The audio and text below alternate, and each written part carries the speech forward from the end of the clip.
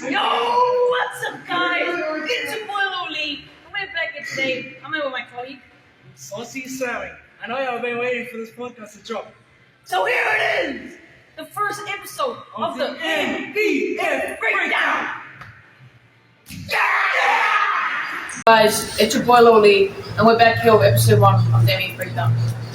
Before we start, we need to thank our sponsors.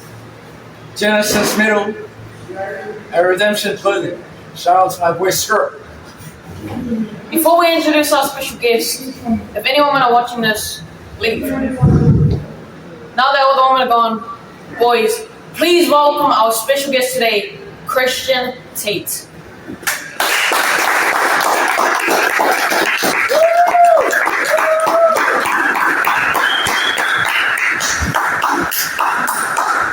Shop for having me, boys. It's an absolute pleasure to be joining you on episode 1 of the MVF Breakdown. Alright, without further ado, let's get started with our questions. Alright, question 1. Panthers fall off and why?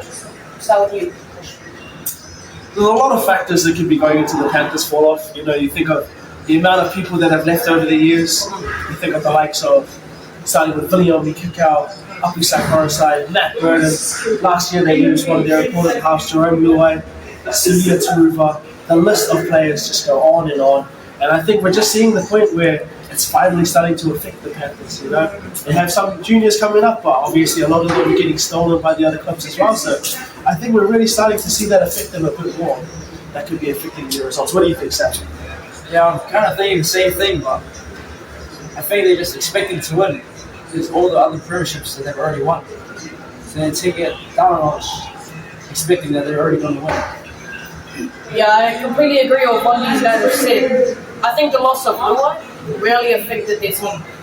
I think people were undermining how much Luai does for that team. And yeah, I think that's why they fell off. Definitely. Yeah, question 2. Who will be the Queensland fullback and who will be the New South halves? So, I really think it's going to be Caleb Holland, as Reece Walsh is not performing at the moment.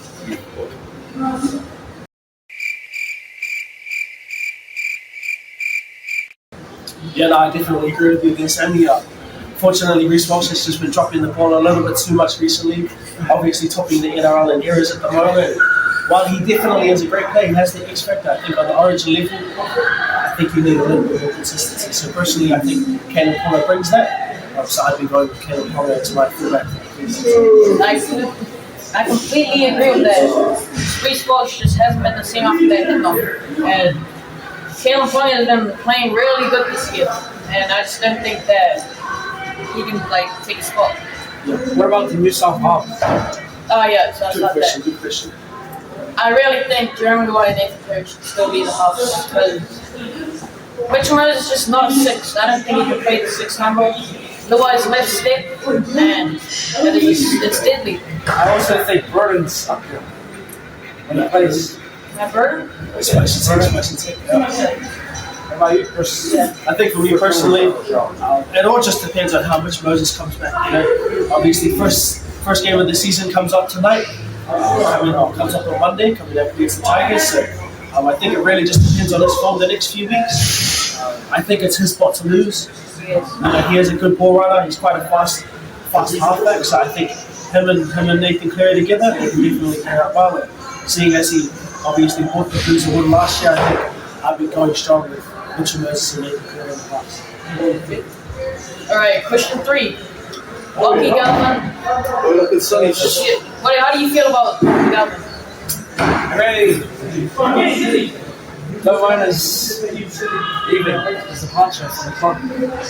Or I would not like it because Galvin is the Tigers person. Just suits the Tigers. Yeah, no, it's obviously a really tough loss for the boys, you know. Lachlan Galvin, he's a very young dude. Obviously going under Benji and going in a premiership winning 6 like Jerome Luai as well. You'd think that would be an excellent place for him to develop. Obviously, him and his managers, they think differently and they're going to be leading the club. But, you know, I think the Tigers will be doing all right. They got Latu Finey coming up as well. They also have Adam Dewey I think they'll be alright, but it's definitely a big loss for them. Yeah, no, part two to that question is, where do you think he'll go to? I think possibly the Bulldogs. They lose 6-6. God.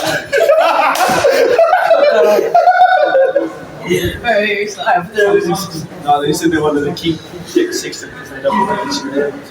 Alright, part two to that question. Part two to that question, where do you think he's going? Possibly Manly, as the ECE will be making the club. Maybe Bulldogs to get an extra half in. Oh, there's really a lot of places that he can go. I think the Dragons could possibly use a gun number 6. You know, obviously they got Ilias, who's another young half.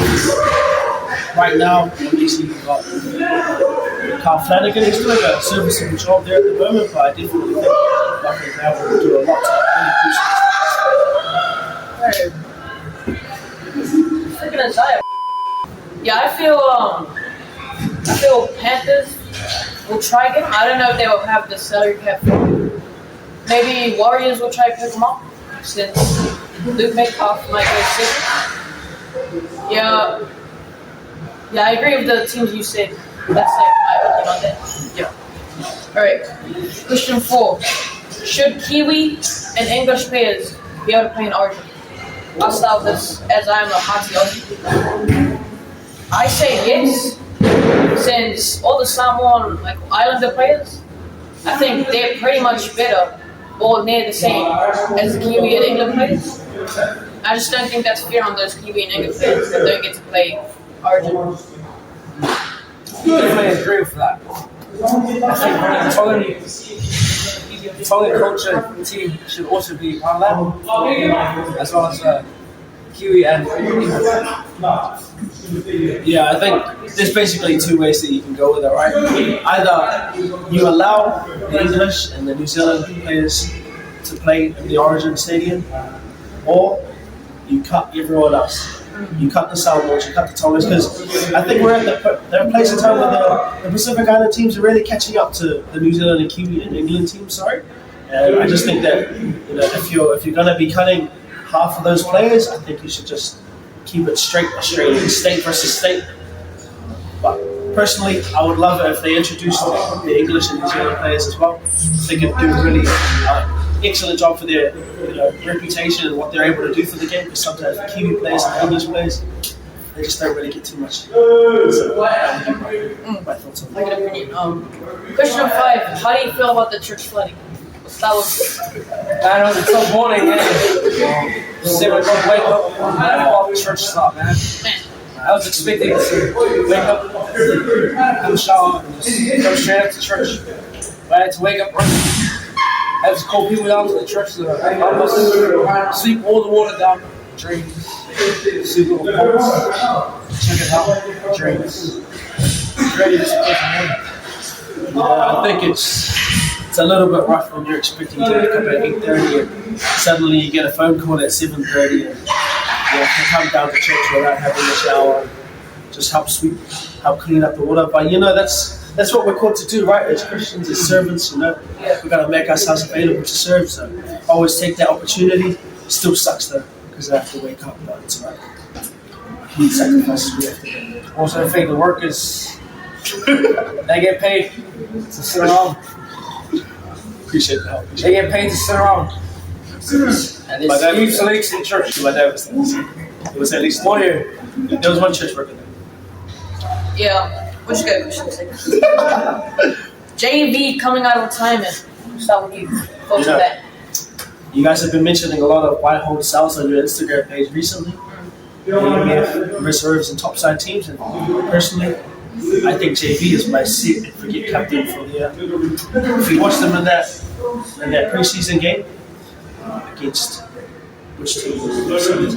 Waitara, I think if we go through the stats, Jerome Vogel actually scored a 92 that day, so that would have been 180 points. That would have been a big score. So personally, I think I'm placing him centre wing fullback dual. He can play both positions. I think he covers a lot of things. Yeah. Also, disagree with Johnny's points that he put on page. He tried to send to us, and Johnny had the highest points. Very disappointing. But he only played 20 minutes. I see Jerome as another captain for the reserves. Yeah, I really disagree with that. I think he's not a buy.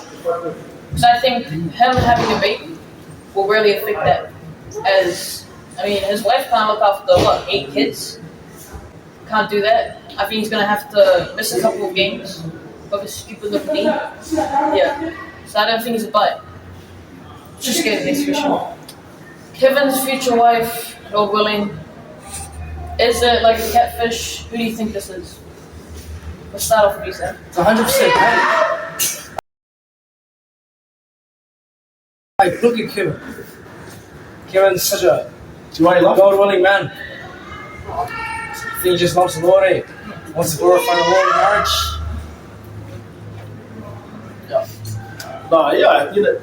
Praise the Lord for Kevin.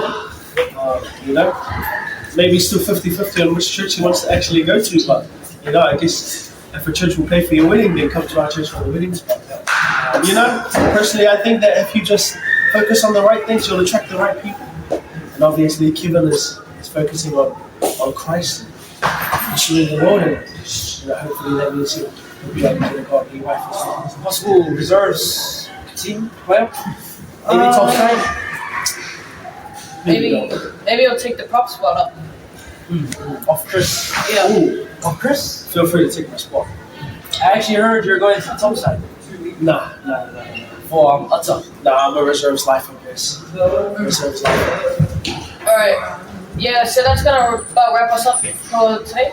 Do you want to end with a motivational speech for our viewers? Motivational speech. Yeah. What's the motivational speech about? Just about anything you want. Just give it to our viewers. Just for content. I think we're in a very important part of our year as fantasy players. Our teams might be going well, our teams might not be going very well. But I think the thing we need to bear in mind is it's a long season. We're only in the first third of the NRL season, so there's a lot of time to make up the ranks, to catch yourself some wins, and to make that top 8 and avoid shouting KFC. So for all the boys that are struggling out there with their fantasy teams, I just want to say, stay in it, don't give up, keep going, make wise trades, and keep working yourself up that ladder. Thanks for having me, boys.